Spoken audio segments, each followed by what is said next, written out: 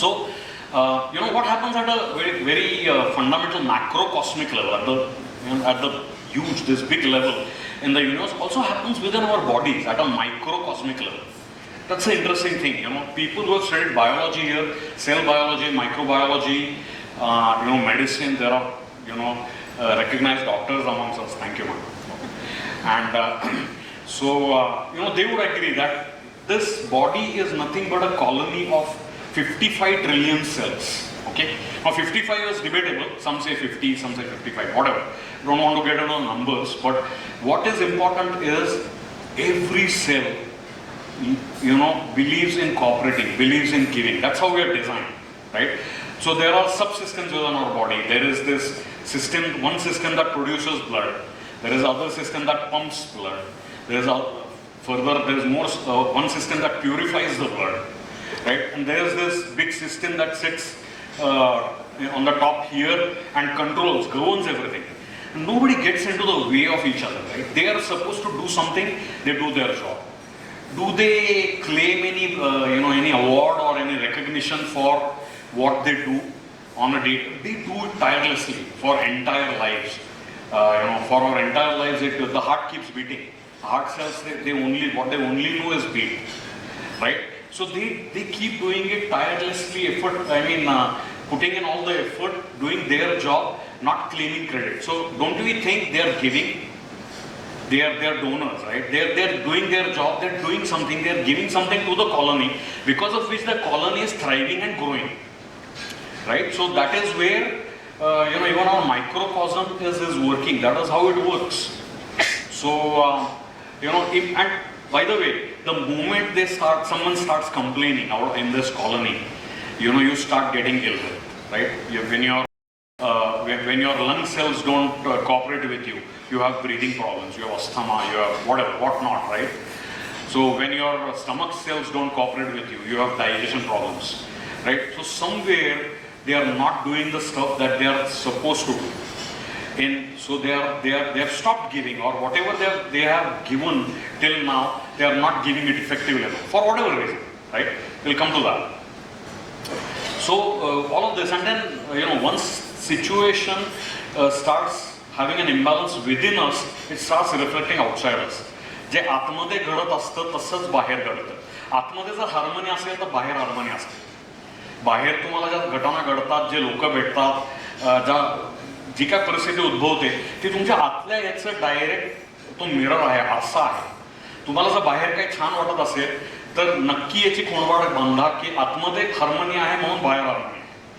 जर बाहेर तुम्हाला एखादी गोष्ट आवडत नाही, काही आवडत नाही, तर त्याचा तुमच्या आतमध्ये काहीतरी तपास करायची आवश्यकता आहे. जसं की मॅडम म्हणाल्या आधी, ते बाहेर असतं तेच जे आत असतं तेच बाहेर होतं, nothing else.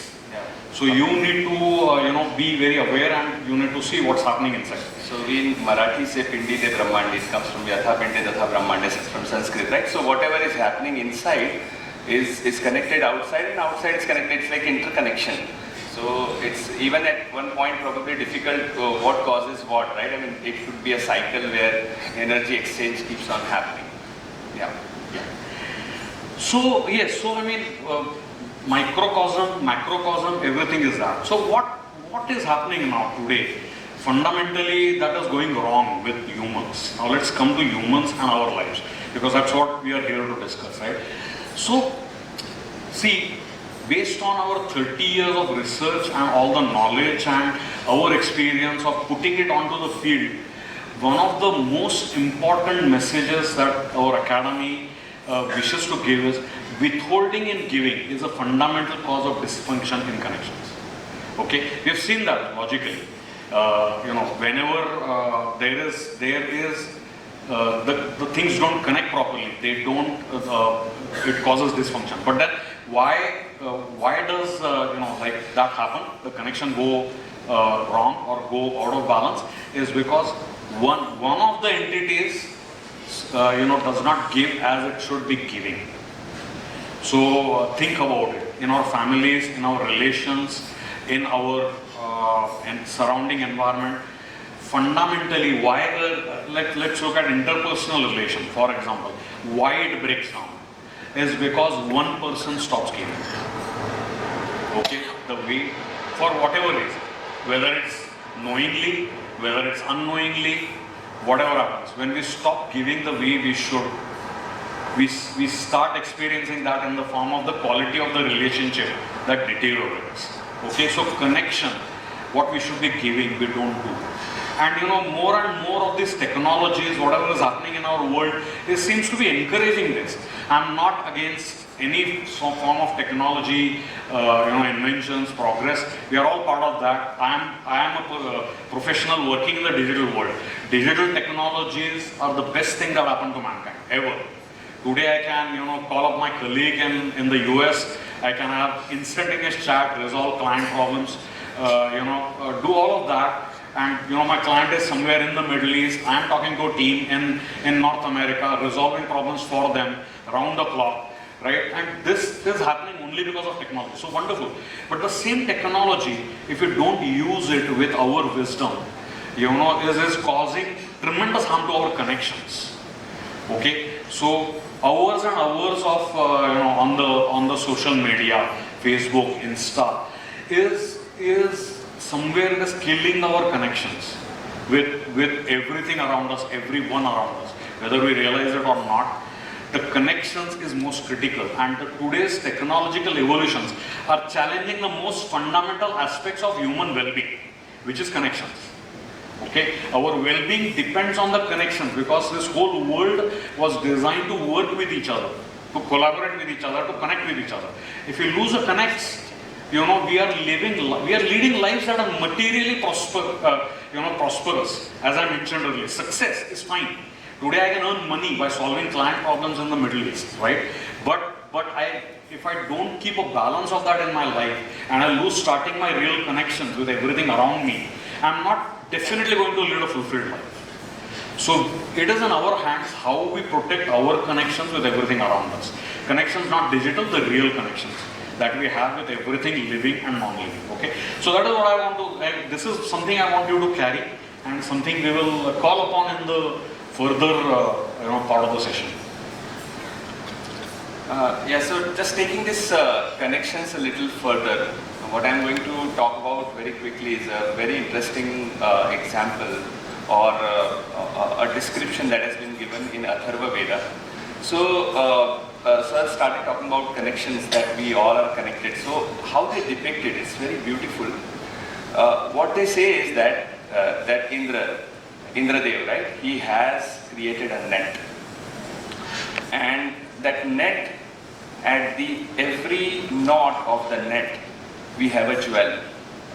And what is that? All these jewels, these are all human beings, all living, non-living, everything in the universe is that jewel. Now this jewel has very interesting quality. If you take up any jewel, it reflects all other jewels, millions, trillions, zillions jewels that exist in the universe. So you again see the concept of the Pindite Brahmandi, right? Every jewel has the reflection of all the jewels that exist in the universe. So we have universe around us, we have universe inside us, and that's how we are connected with each other. So this idea was later on adopted in Buddhism, in Mahayana Buddhism, in the Chinese school of Buddhism, and these ideas has evolved over the time to say, Yatha Pinde Tatha Brahmande. This kind of, so this is the level of connection we are talking about. It's intensely connected with each other. Now this is what our ancient science says. Okay. Do we have any supporting evidence from the modern science? Interestingly, yes. In quantum mechanics, they talk about, so you know that quantum mechanics is about particles smaller than the atom, right? Where the particles, we don't even know even today whether they exist exactly in the particle form or wave forms, and it's all pretty confusing. But nevertheless, in the quantum mechanics, they say that you can have something called a pair of particles that are quantumly entangled with each other. So you can create two particles, subatomic level, very small particles, and let's say if you query one of them, so these particles are spinning generally around their own axis. So if you query one of them, that how are you spinning, let's say it's spinning clockwise, the other one you will definitely know will spin anti-clockwise. That's the nature of quantumly entangled particles. Now if you take these two particles and take them millions of kilometers apart, or millions of light years apart, okay, still they are quantumly entangled. They don't give up this nature that the moment you query this one and ask how are you rotating, if it is rotating anti-clockwise, the other guy is rotating clockwise. And these particles, I mean, if you ask one particular one, they have a 50% probability of right, clockwise or anti-clockwise. But once that spin is fixed, the other one, wherever it is in the universe, you know instantaneously that one is rotating anti-clockwise. So even you know that if something is light year ahead, apart from us, light will also take 1 year to come from there to here. But this quantumly entangled particles, if one is rotating like this, we don't know how, the other guy knows that this guy is rotating like this, so it will rotate the other way. So even in quantum mechanics, we see so many evidences, I just took one example, but so many evidences of this interconnectedness of the world. So much so that all the traditional scientists like, the Einstein, etc. were alive when this thing was being developed. And they did not believe in it. They said that there is no local reason. Because for, the way we know world physically, physics-wise, is there has to be a local reason for something to happen. And things are millions of kilometers apart and they are still behaving in a certain way that you can predict. That was something that was not digestible to the traditional scientists. But this is something that has been already mentioned in our texts for thousands of years. So we know that there is this sun in the sky, and what is the equivalent is the navel, as Ashutosh sir rightly put.